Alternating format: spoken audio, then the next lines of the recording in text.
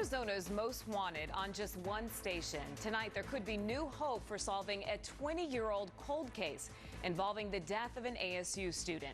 New DNA technology could provide a breakthrough in the cold case. Investigators now say they have a clearer picture of what the suspect could look like. Team 12's Kevin Kennedy joins us with a closer look in tonight's Arizona's Most Wanted.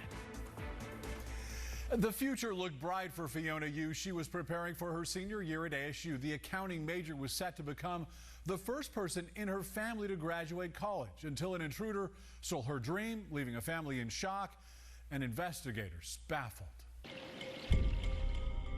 20 years ago, not far from the ASU campus.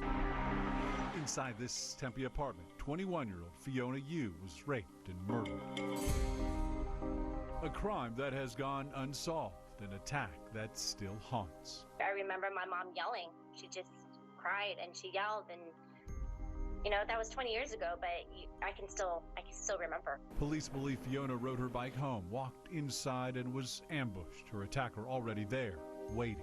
Sometimes it's almost like you're living in this nightmare that you just want to wake up and say, it didn't happen, it didn't happen.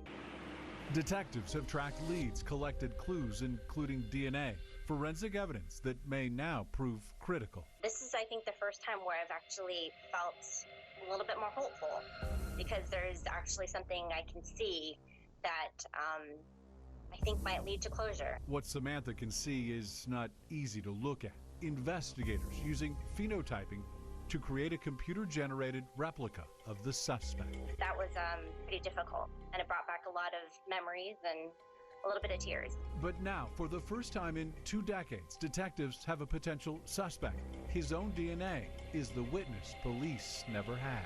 They had no idea. There was just no witness. So it was so difficult to kind of narrow down your suspect list. This murder mystery sitting cold for years, weeks turning into months and then years. But the break police needed never came.